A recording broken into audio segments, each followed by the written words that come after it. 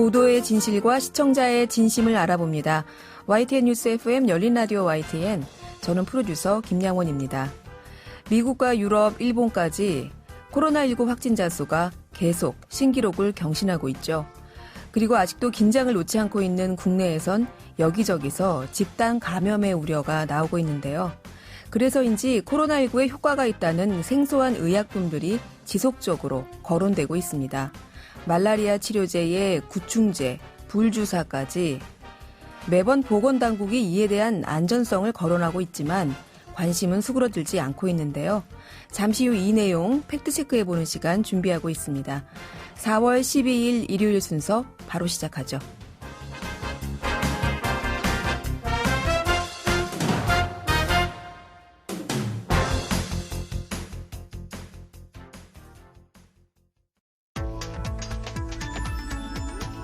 미디어가 전하는 이슈에 대한 다양한 분석과 팩트체크까지 바로 보고 뒤집어 보고 꼭꼭 씹어보기 위한 미디어 비평 프로그램 열린 라디오 YTN.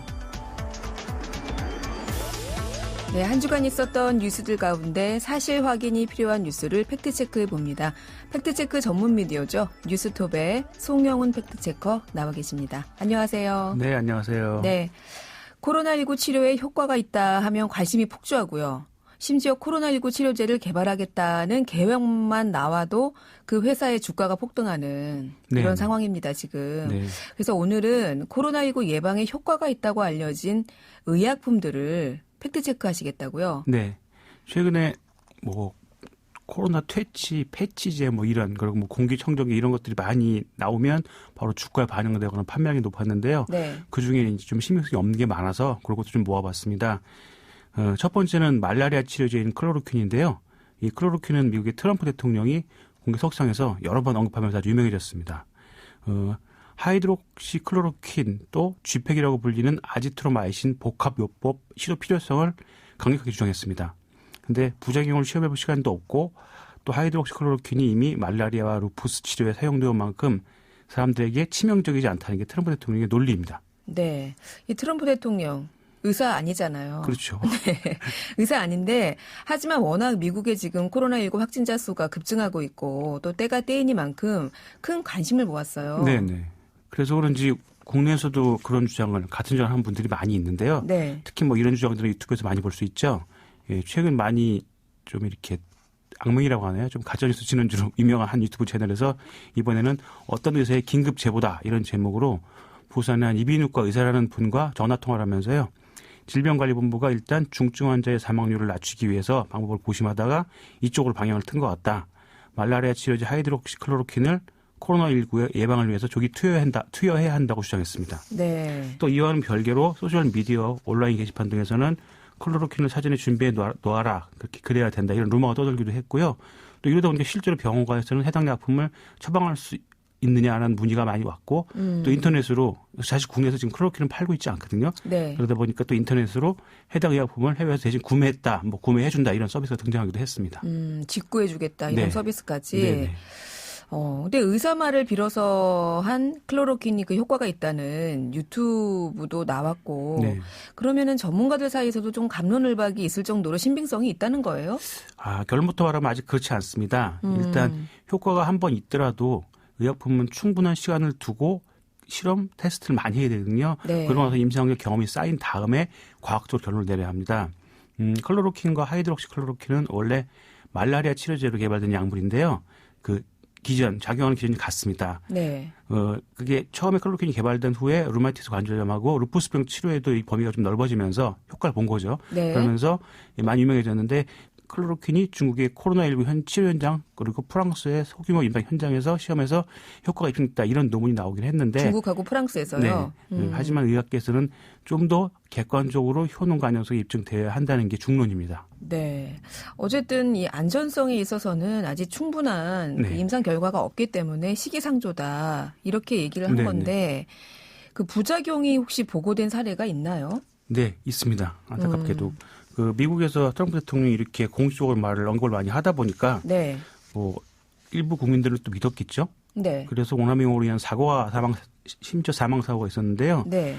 미국의 한 60대 부부가 어항 청소용 제재에 이 클로로킨이 들어간 게 있었습니다. 그거를 복용을 했어요. 어머. 그래서 남편은 사망하고 결국 아내는 중태바디는 사고가 있었습니다. 또 이러다 보니까 미국에서는 클로로킨 약품 가격이 폭등하는 그런 부작용도 있었습니다. 아, 그렇군요. 네. 해외에서는 이렇게 클로로킨 약물 오용 사고도 네. 지금 발생한 상황. 네네. 네. 한국은 아직 판매를 하고 있지 않아서, 지금 판매를 하고 있지 않아서 네. 뭐 이런 사고는 없었는데 그 또 소셜미디어에서 일본에서는 이거 쉽게 구할 수 있다. 네. 예방 목적으로 사람들이 투여하고 있다. 그래서 구매해보자 이렇게 주장하는 사람들이 있었는데요. 뉴스톱에서 이거 일본 현지에 있는 분들도 확인을 했거든요. 네. 거짓이었습니다. 아, 예, 일본에서도 판매가 안 돼요? 네, 팔지 않고 있습니다. 거기도 부작용 때문에 팔지 않고 있고요. 네. 예, 트럼프 대통령도 뭐 임상시험을 얘기했는데 해당 임상시험이 24명이 불과한 소규모 시험이었고요. 현재 전 세계 의료진들이 다른 병을 치료하는 데 쓰였던 뭐 여러 그 항바이러스 제제들을 동원해서 이제 치료제 개발에 힘쓰고 있는데요. 이 클로로킨 외에 에이즈 치료제인 칼레트라, 또 에볼라 치료제인 렘데시비르, 그리고 신종플루 치료제인 아비간 등을 지금 적용해보고 있습니다. 네. 그리고 이런 또 의료진이나 의학자들의 이런 실험 외에 또 여러 나라의 제약회사들이 치료의 효과를 검증하고 신약 개발하기 위해서 임상시험에 들어간 상태입니다. 좀 네. 지켜보면 될 것 같습니다. 그렇군요. 뭐 말라리아 치료제에 이어서 에이즈, 에볼라, 신종플루 치료제까지 어쨌든 할 수 있는 한은 다 동원해서 전 세계 의료인들이 애를 쓰고는 있지만 네. 아직까지 확실하게 코로나19 치료에 효과가 있다라고 네. 검증된 것은 없다라는 게 팩트체크 네. 결과였고요. 네. 자, 다음은 계속해서 구충제 얘기가 계속 네. 나와요. 네. 이거 뭐 회충, 요충 죽이고 맞습니다. 동물 심지어 동물의 그 심장 사상충을 네. 죽이는 네. 구충제던데 네. 이버맥틴요? 네, 이버맥틴.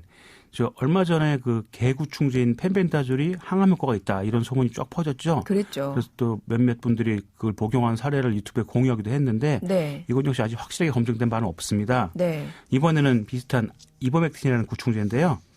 지난 3일 호주의 그 모나시대 생학연구소라는 곳에서 실험실에서 배양한 코로나 바이러스 19에 이버맥틴을 노출하니까 48시간 안에 모든 유전 물질이 소멸했다. 치료 효과가 있었다는 얘기죠. 네. 이런 실험 결과를 국제 학술지에 발표했습니다. 네, 이 뉴스가 크게 화제가 됐고 네. 뭐 관심이 폭주했어요. 네, 네. 그러자 바로 보건당국이 입장을 밝혔어요. 네, 정은경 중앙방역대책본부장이 이 정확한 용량이나 부작용에 대한 안전성, 뭐 유효성에 대해서 충분히 검증되지 않았기 때문에 바로 임상에 적용한 것은 굉장히 무리가 있다. 이렇게 밝혔습니다. 그리고 네. 식품의약품안전처도 일반적으로 구충제의 경우 흡수율이 낮기 때문에 치료제를 개발하기 위해서는 임상시험 등 추가적인 연구가 필요하다고 설명했습니다. 이 이버맥틴이 어떤 과정으로 이 코로나 바이러스 약하게 했는지 뭐 그런 것들이 아직 규명되지 않았고요. 네. 또 해당 실험이 인체 실험이 아니고 세포 실험실에서 배양한 코로나19 바이러스의 실험을 한 것입니다. 네. 사람들이 지금 치료제를 쓴 게 아니죠. 그래서 아직 무리가 있고요. 보통 임상시험을 거친다는 말을 많이 하는데 임상시험은 우선 동물 실험을 거친 다음에 네. 3상, 사람을 대상으로 신체를 대상으로 3상을 더 진행을 합니다. 그러니까 1상, 2상, 예. 3상 이렇게 예. 하는 거예요. 예, 일단 그 전에 동물 시험을 거쳐야 되고요. 네. 동물 임상을 거친 다음에 사람한테 그 신체 3단계를 거치는데 그리고 요 1상부터 3상까지 과정을 해도 보통 1년이 넘게 걸리거든요. 네. 그러니까 아직 시간이 필요합니다. 그래요. 신약 개발에도 이렇게 임상 실험하다가 중간에 그냥 엎어진다고 해야 예. 되나요? 네. 굉장히 많습니다. 그런 경우가 굉장히 예. 많잖아요. 그래서 그렇군요. 1년 이상이 걸린다고 하는데 나와도 내년까지는 봐야 될 것 같다. 이런 예. 생각이 들고요. 그나마 지금 이게 세계적인 사태라서 네. 그래서 그 기간이 단축될 확률은 있습니다. 네. 협조도 많이 하고 있고 네. 또 여기에 이제 전력을 많이 쏟는 상황이라서 좀 단축될 걸로 기대하고 있습니다. 네. 그래서 두 번째 팩트체크. 구충제 이버맥틴. 이것도 역시 예. 아직까지 검증된 바가 없다라는 네네. 게 팩트체크 결과였어요. 네. 효과가 좀 있더라도 네. 시간이 더 필요하다. 시간이 네. 더 필요하다. 자, 마지막은 불주사예요. 네. BCG라고 하죠. 네. 저희가 어렸을 때 다들 맞았던 그 불주사를 얘기하는 거죠? 네네, 맞습니다. 예. 어릴 때 불주사라고 많이 맞았던 폐기력 예방 백신이죠. 이 네. BCG가 코로나19의 사망자 수를 낮췄다. 이런 논문이 발표됐습니다. 이런 보도가 있었습니다. 네. 그래서 확인해 보니까 이번에도 일부 언론들이 이 외신 보도인데요. 그 논문이랑 이거를 팩트체크 없이 일단 보도를 한 사례였습니다. 문제는 이런 스트레이트 보도도 좀 이렇게 사실 신빙성이 좀 떨어지는 편이었는데 네. 한 유력 신문은 이 연구 결과를 가지고 또 칼럼을 쓰셨더라고요. 네. 네, 내용을 볼까요? 기사에서 다룬 연구는 미국의 의학 논문 사전 공개 사이트입니다. 매드 아카이브라는 곳인데요. 해당 논문 제목이 보편적인 BCG 백신 정책과 코로나19로 인한 치사율 사이의 상관관계. 이 논문 작성하신 분들은 에런 밀러라는 분과 5분인데 모두 뉴욕 공과대 소속이었고요. 이분들이 쓴 이 논문을 국내 일부 매체는 논문을 직접 소개한 경우도 있지만 이 블룸버그 통신의 보도를 인용하기도 했습니다. 네. 근데 이제 현재 블룸버그 기사는 찾을 수 없고요. 인도의 블룸버그 합작 매체인 블룸버그 퀸트라는 곳에 그 보도 내용이 남아있긴 합니다. 네, 국내에서 외신을 인용해서 네. 보도가 됐는데 네. 그 원본 기사 블룸버그 통신이 보도했다는 네네. 원본 기사는 찾을 수가 없고 예, 현재 없습니다. 아마 삭제된 것 같습니다. 그러면 결국 논문 찾아보신 거예요? 네네. 그래서 해당 메드 아카이브 들어가서 네. 논문을 찾아보니까 네. 일단 이 소개글에 이 논문은 출간되지 않았고 아직 프린트되지 않았고 동료들에게 피어 리뷰 즉 검증되지 않았다. 이 새로운 의학 연구를 위해서 연구를 다루고 있긴 하지만 이 평가된 건 아니니까 임상실험의 가이드로 사용해서는 안 된다. 이렇게 표기되어 있습니다. 아, 그 논문에도? 네. 그래서 이 학계에서 논문이 피어 리뷰 전이라는 거는 아직 검증이 안 됐다는 뜻입니다. 네. 네. 보통 논문은 이렇게 초고가 나온 다음에 피어 리뷰를 하고 그러니까 동료들의 심사를 거쳐서 다시 학술적 게재되는 절차를 거치는데 학술적 게재될 때도 또 심사를 또 하겠죠. 그러니까 그러면은 뭐 이른바 정식 논문이라고 보기에도 좀 어렵네요. 네, 아직은 어렵습니다. 네. 네. 게다가 좀 논문 내용이 좀 오류가 있는데요. 네. 이 논문에서 사망률이 낮다고 주장하는 여러 국가들이 있는데 그중에 브라질과 일본이 있었는데 최근에는 이 두 나라가 사망률이 급격히 증가했습니다. 지금 되게 심각한 상황이죠. 네, 네. 그때 네. 논문 나올 때랑 그 뒤 상황이 또 있거든요. 네. 지금 증가했고요. 게다가 1950년대부터 2007년까지 BCG 접종을 의무화한 프랑스를 낮게 봤는데 네. 현재 치사율이 6.8%로 높아졌고요. 네. 또 1953년부터 2005년까지 접종을 의무화한 영국도 현재 치사율이 7.2%에 달합니다. 예, 그래서 국내 전문가들한테 여쭤봤는데요. 대한의사협회 과학검증위원장인 최재욱 고려대의대 교수는 아직은 이 내용이 부족한 게 많다. 치사율은 BCG 접종 외에도 뭐 방역 정책 수준이나 전파 증가 유무, 뭐 의료 체계 역량, 고령화 등 다른 특성들이 좀 원인이 될 수 있고요. 네. 이런 사항을 모두 통제한 추가 연구가 필요하다. 그래서 이거는 아직 가설일 뿐이라고 말했습니다. 네. 그 접종을 맞았더라도 네. 여러 가지 뭐 방역이나 네. 인과학적인 특성이나 네. 그 당시 어떤 의료 체계나 종합적으로 네, 검토해서 다른 요인들도. 예, 네. 판단해야지 네. 단순히 그 불주사를 맞았다고 해서 네. 뭐 사망률이 낮아지거나 네. 이런 거는 아니라는 네. 결론. 네. 그러네요. 네. 이렇게 코로나19 관련 뉴스에 관심이 높잖아요, 요새. 네. 그러니까 그런 만큼 좀 언론도 팩트 체크를 좀 해야 되지 않을까요? 네, 그렇습니다. 네. 지금 뭐 정부, 뭐 국민 모두가 힘을 합쳐서 코로나19 극복을 위해 애쓰고 있잖아요. 네. 이럴 때는 좀 정부의 방침, 또 의료 전문가의 진단 이런 걸 좀 믿으시고요. 네. 네, 정확한 지침이 나온 후에 네. 행동하셔도 늦지 않을 것 같습니다. 네. 네, 오늘 팩트체크 참 유익했고요. 오늘 네. 말씀 잘 들었습니다. 네. 감사합니다. 네, 감사합니다. 네, 뉴스톱의 송영훈 팩트체커였습니다.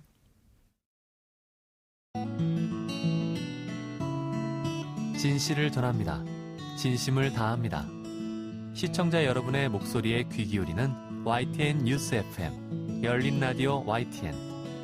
토요일과 일요일 저녁 8시 20분에 방송됩니다.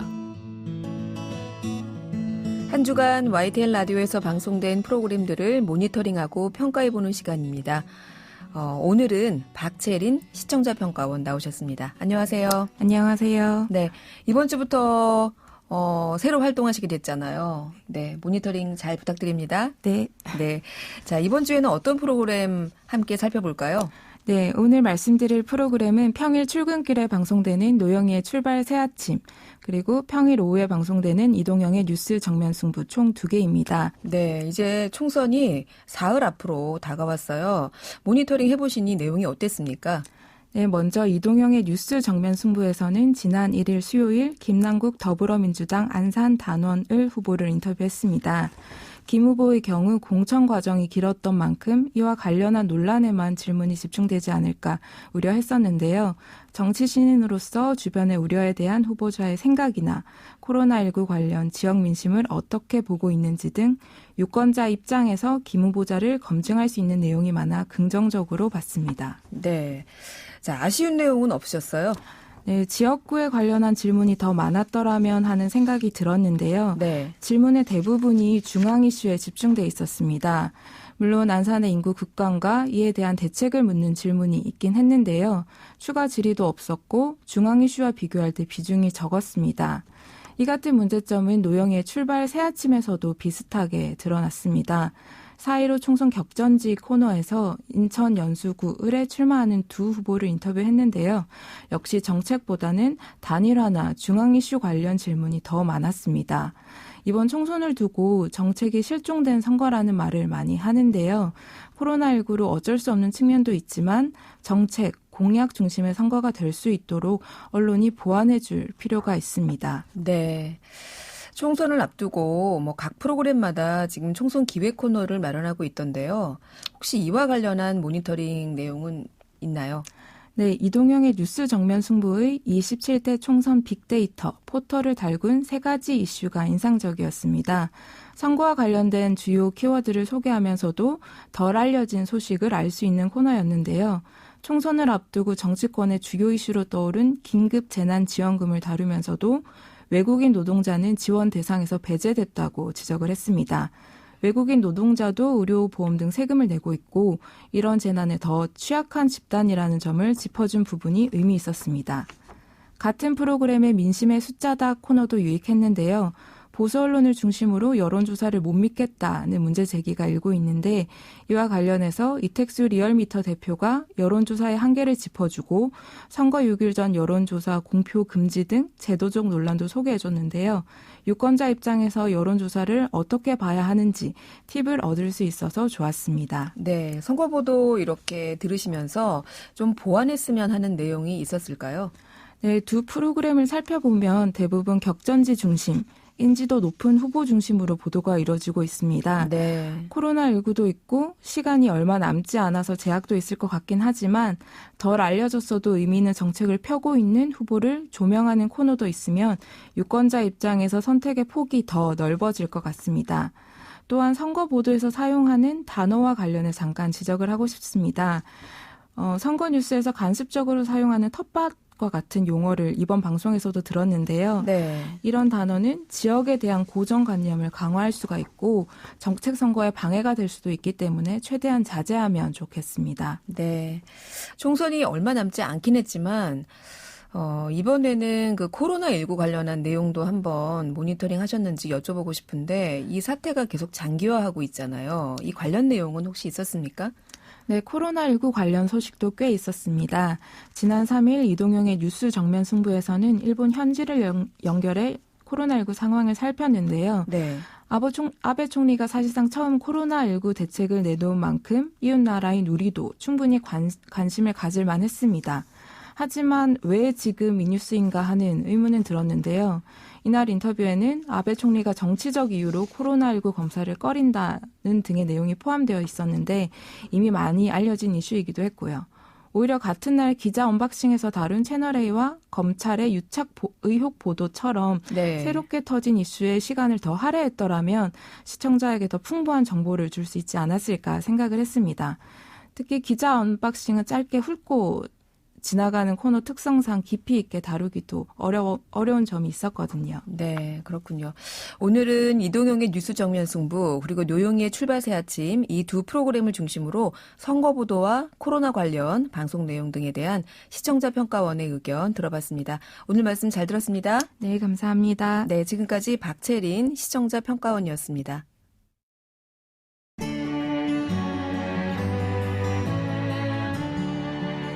더불어 사는 세상, 함께 살아가기 위한 공동체의 가치와 나눔의 의미를 생각해봅니다. 열린 라디오 YTN. 구로 콜센터에서 발생한 코로나19 집단 감염 이후에 정부가 대책을 내놓은 지 한 달이 되어가고 있습니다. 다닥다닥 붙어서 일하는 콜센터 업무 환경 등이 코로나19 감염에 취약하다는 판단 때문이었는데요. 실제 콜센터 상담사들은 안전하다고 느끼고 있을까요? 오늘 안전은 권리입니다에서는 콜센터 안전 문제를 들여다보려고 합니다. 직장갑질 119의 오진호 운영위원 나와 계십니다. 안녕하세요. 네, 안녕하세요. 네. 지난달 구로구 콜센터에서 집단 감염이 일어나면서 그동안 우리가 콜센터 하면 감정노동에 대해서만 관심을 가져왔었죠. 그런데 콜센터 노동자들의 이 안전 문제가 큰 이슈로 또 떠올랐습니다. 이후에 정부가 이 콜센터에 대한 신종 코로나 확산 방지 지침을 내놓았는데요.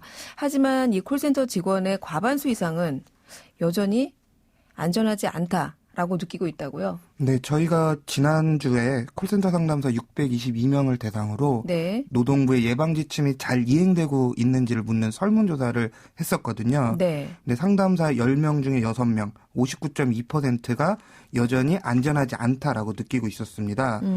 또한 이제 노동부가 이런 예방 지침을 발표했다는 사실을 알고 있는 상담사도 60%밖에 되지 않았거든요. 네. 모르는 사람들이 10명 중 4명이란 이야기죠. 네. 그리고 노동부의 이 예방 지침이 실효성이 있냐라고 물어봤을 때도 응답자의 한 절반, 50.5% 정도가 실효성이 있다라고 대답했습니다. 그러면은 이거에 대한 홍보나 실행이 제대로 안 되어 있다 이런 좀 생각이 드는데요. 이 정부가 발표한 코로나19 대응 콜센터 감염병 예방 지침 어떤 내용입니까? 우선 지난 3월 9일에 서울 구로구 보험사 콜센터에서 코로나19 집단 감염 사태가 있었지 않습니까? 그랬죠. 그 이후에 3월 12일에 고용노동부가 예방 지침을 내놓은 건데요. 네. 크게 봤을 때는 5가지 분야. 그러니까 예방체계 마련, 사무실 환경 개선, 근무 형태 관리, 위생 청결 관리, 의심 증상 대비 및 발생 시 조치 등에 대해서 점검하라는 이런 지침입니다. 네. 조금 구체적인 항목들을 좀 말씀드려보면 코로나19 대응 매뉴얼이 있는지, 책상 위치를 조정한다던가 가림막을 설치하는 방식으로 근무 밀집도를 개선했는지, 집단 감염 예방을 위해 뭐 근무 형태를 교대제로 바꾼다던가 연차 휴가를 자유롭게 쓸 수 있도록 했는지, 혹은 업무 공간에 환기나 소독을 하고 있는지, 그리고 발열 또는 호흡기 증상이 있는 상담사에게 휴가를 주는 등의 조치를 하고 있는지를 점검하라는 그런 지침이라고 보시면 될 것 같습니다. 네.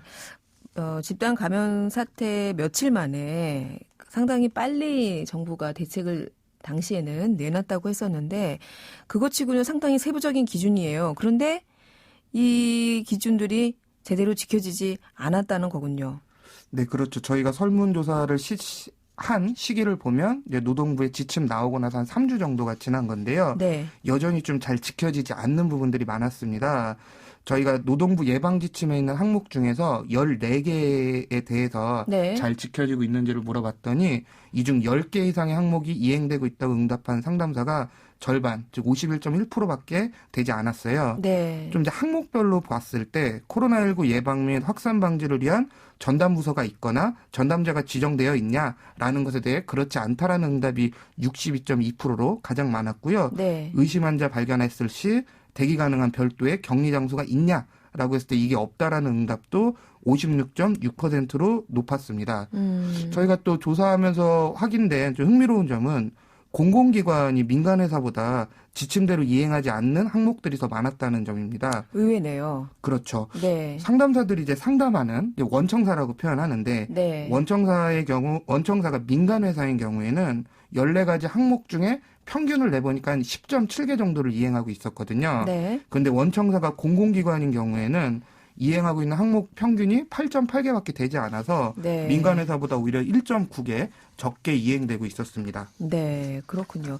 좀 저희가 자세히 좀 내용을 나눠보면 그 사실은 상담사 분들뿐만 아니라 평소에 생활하고 있는 우리 국민들도 가장 기본적으로 할 수 있는 게 마스크 쓰기잖아요. 네, 그렇죠. 근데 이 콜센터 상담사 업무의 특성상 사실 마스크를 쓰고 전화응대를 하거나 하기는 쉽지 않다고 하더라고요.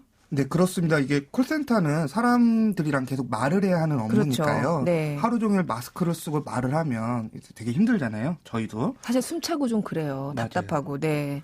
저희 콜센터 이제 상담이나 제보해 주시는 분들도 보면 마스크를 쓰고 말을 하니까 호흡 곤란도 오고 두통도 오고 어지럼증까지 발생한다는 분들도 많았고요. 네. 그리고 정확한 음성 전달이 안 되니까 본인도 답답하고 고객이 짜증을 낸다 이런 그렇겠죠. 경우들도 많았습니다. 네. 그래서 저희가 한번 이거를 상담사들 대상으로 설문조사를 해보니까 그러니까 상담사 분들한테 왜 마스크를 쓰지 않고 일하느냐 네. 이런 걸 물어봤더니 상담사 10명 중에 7명, 즉 한 70.5%가 발음이 정확하지 않아서 고객의 불만을 받기 때문에 마스크를 착용하지 않는다고 응답했고요. 네. 또 응답자의 45.6%는 마스크를 끼면 답답하고 불편해서 마스크를 착용하지 않는다라고 응답을 했었어요. 네. 그러니까 현실적으로 일할 때 보니까 이게 참 불편하셨던 거예요. 이게 발음이 부정확하고 전달이 안 되니까 더군다나 전화 응대를 많이 하시다 보니까 70%가 넘는 분들이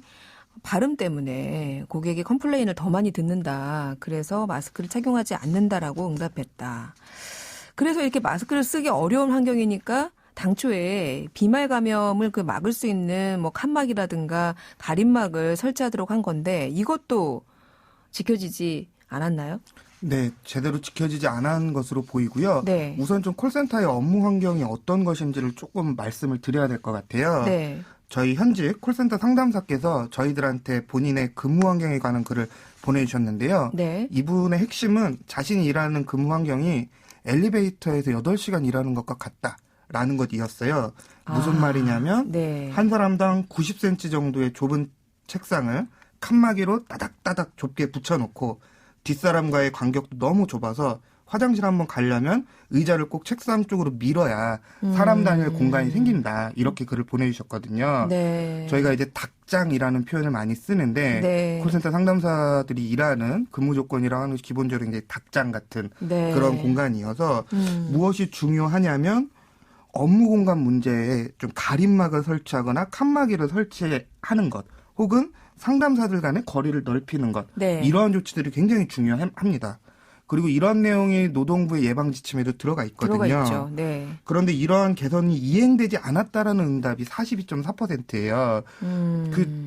여전히 가림막이 마련되어 있지 않아서 상담사들이 코로나19에 쉽게 감염될 수 있는 조건이 여전히 있다고 볼 수 있는 거죠. 네. 만약에 가림막 설치가 현실적으로 어렵다면 네. 근무 형태를 바꾸는 것도 방법이 될 수 있거든요. 네. 예를 들면 2교대로 운영을 한다던가 재택근무를 시킨다던가 이런 식으로 하면 밀집되어 있지 않으니까 어쨌든 분산시키는. 그렇죠. 그런 것들을 좀 보조적으로 해볼 수 있을 텐데 저희 직장갑질 119나 콜센터 119 제보들을 보면 굉장히 이러한 조치들을 하긴 하는데 눈 가리고 아웅식으로 한다. 네. 이러한 제보도 굉장히 많았습니다. 네. 보면 어떤 회사는 재택근무를 시작했는데 일주일에 한 번 재택근무를 하는 거예요. 네. 5일 출근한다 그러면 4일은 여전히 따닥따닥 붙어서 일을 하는 거죠. 또 어떤 회사에서는 교대제 근무를 실시하고 있는데 교대제가 어떻게 실시되냐면 1팀은 9시 출근해서 5시 퇴근하고 네. 2팀은 11시 출근해서 6시 반 퇴근을 시킨다고 하더라고요. 네. 그러면 중간에 1팀과 2팀이 겹쳐있는 시간이 5시간이나 되거든요. 그러네요. 예, 말 그대로 회사가 좀 형식적인 대처들을 좀 하고 있는 것 같아서 굉장히 안타까웠습니다. 이건 좀 이교대 취지에 좀 맞지 않는 조치 같은데 이렇게 되면 이게 하나마나 하지 않나 이런 생각이 좀 드네요. 이렇게 정부의 어떤 방침이 나왔지만 제대로 이행된 곳이 많지 않고 또 가림막 없는 곳에서 또 교대 근무도 이런 식으로 좀 원래 교대 근무 취지에 맞지 않게 이루어지고 이렇다 보면은 아무래도 이 불만들이 있을 법도 한데 이런 불만 사항들을 회사 측에 뭐 제기하거나 그러시진 않았나요? 사실 콜센터라고 하는 곳이 좀 실적이나 영업 압박들이 심하고 네. 대부분 비정규직으로 일을 하고 있기 때문에 회사에 어떤 문제 제기를 했을 때 불이익이 우려된다라거나 네. 혹은 그 자리에서 뭐 그만두라고 한다던가 이러한 상황들이 많기 때문에 적극적으로 본인들이 생각하는 불만이나 요구사항을 이해하기 굉장히 어려운 것이 사실이에요. 그럼 실제로 이런 불이익 사례가 좀 어떻게 발견이 됐나요? 조금 구체적으로 좀 따져보면 저희 직장갑질 119는 사실 콜센터뿐만이 아니라 다양한 업종에 제보랑 상담을 하는데 네. 요즘은 코로나19 때문에 코로나19 이후에 업무량이 줄여서 뭐 무급 휴업을 한다거나 해고당했다라 이런 갑질 사례들이 많이 들어오는데 네. 콜센터는 조금 다른 것 같아요. 저희가 조사한 바에 따르면 코로나19 확산 이후에 오히려 상담량이 늘었다라고 응답한 콜센터 종사자들이 한 66.1% 정도 됐거든요. 아무래도 재택을 많이 하고 그러다 보니까 전화로 비대면으로 일을 많이 하다 보니까 이 콜센터 업무량도 좀 증가한 게 아닐까요? 그렇죠. 예를 들어 저희가 코로나19 뭐 확진이나 뭐 이런 증상이 있으면 콜센터에 먼저 상담을 하고 그렇죠. 항공사나 숙소를 예약하는 것도 지금 콜센터로 많이 하잖아요. 모든 걸 다 이제 만나지 말고 비대면으로 하라고 하니까 그러니까 자연스럽게 이쪽 콜센터는 업무량이 증가할 수밖에 없군요. 그렇죠. 업무량이 증가를 하게 되는 것이고 자, 이렇게 이번에 콜센터 안전과 관련해서 직접 조사도 하시고 하셨는데 이게 조사해 보시면서 안전 문제 어떤 부분이 가장 크게 다가오셨어요? 저는 크게 이제 3가지 정도를 느꼈는데요. 네. 우선은 노동부가 이번에 예방 지침을 내놓고 긴급 점검을 실시했는데 네. 그렇게 해보니까 회사들이 조금 바뀐다라는 걸 좀 알 수 확실히. 있었거든요. 네. 그러니까 긴급 점검이 왔다 간 곳에서 예방 조치가 강화됐냐라고 했을 때 그 응답이 77.7%나 됐고요. 네. 예방 지침이 나오기 전과 후를 비교했을 때 네. 내가 다니는 직장이 코로나19로부터 안전하냐라는 질문을 똑같이 그 전과 후에 던졌을 때 네. 예방 지침이 나온 후에 안전하다고 느끼는 비율이 2.8배나 증가했습니다. 네. 그러니까 정부가 대책을 내놓고 뭔가 점검을 하기 시작하면 이 효과들이 파급이 된다라는 거죠. 네. 그렇게 정부의 역할이 중요하다라는 것을 첫 번째로 느꼈고요. 네. 두 번째로 콜센터 종사자들의 근무 환경에 대한 이야기가 이제서야 좀 다시 나오기 시작하잖아요. 그렇죠. 이런 것들이 좀 일회성으로 그치는 게 아니라 좀 계속 가야 된다. 네. 한 분께서 SNS에 이런 글을 올렸어요. 콜센터 종사자들, 상담사들은 전태일 시대의 시다들과 같다. 전태일 시대에는 시다들이 따닥따닥 붙여서 미싱기를 돌렸는데 미싱을 돌렸죠. 지금은 콜센터 상담사들은 따닥따닥 붙어서 전화를 하고 있다. 받는다. 바뀐 게 하나도 없다. 이런 이야기를 하셨었거든요. 네. 이런 것처럼 이번에 이렇게 시작한 관심이 실질적인 변화로 좀 이어져야 된다라는 것이고요. 세 번째로는 좀 근무 환경, 근무 문화 이런 것들이 좀 바뀔 필요가 있다라는 생각이 좀 들었습니다. 네. 정은경 중앙방역대책 본부장님이 하신 말씀 중에 우리 한국 사회의 문화가 아파도 나온다 해서 아프면 쉰다로 바뀌어야 된다라고 이야기한 적 있지 않습니까? 네. 저는 이거 되게 중요하다고 보거든요. 네. 사실 실질적인 회사 차원에서의 예방 조치들이 충분히 갖추어지지 않은 상황에서 직장인들, 특히 상담사들이 본인을 지킬 수 있는 가장 실효성 있는 사회적 거리두기 대책이 무엇일까라고 했을 때는 아프면 쉴 수 있어야 된다라는 네. 것이라고 보거든요. 네. 이런 부분들에 대한 좀 것들을 사실 이번에 설문조사 진행하면서 많이 느꼈던 것 같아요. 네, 좋은 말씀 해주신 것 같아요. 이 코로나19 이후에 단순히 어떤 의료 환경뿐만 아니라 노동 환경, 우리 사회의 전반적인 구석구석에 좀 새로운 어떤 기준이나 문화가 정착되어야 되는 게 아닌가. 바뀌어야 되지 않는가라는 얘기들이 많이 나오고 있는데 이번 조사를 통해서도 좀 그런 것들을 엿볼 수 있었던 것 같고요. 저희가 오늘은 산재 예방과 일터 안전을 점검해보는 코너입니다. 안전은 권리입니다. 오늘 코너에서 이 코로나19 사태로 다시 한번 주목을 받게 된 콜센터 노동자들의 안전에 대한 이야기를 나눠봤는데요. 의미 있는 시간이었던 것 같네요. 오늘 말씀 잘 들었습니다. 감사합니다. 네, 고맙습니다. 네, 지금까지 직장갑질 119의 오진호 운영위원이었습니다. 열린 라디오 YTN 4월 12일 일요일 순서 이제 마칠 시간입니다. 저희 프로그램은 YTN 라디오 홈페이지와 YTN 라디오 애플리케이션 예스 그리고 유튜브와 팟빵을 통해서도 다시 들으실 수 있습니다. 오늘 끝곡으로 엘튼 존의 Sacrifice 준비했고요. 저는 다음 주 토요일 저녁 8시 20분에 다시 돌아오겠습니다. 지금까지 김양원이었습니다. 고맙습니다.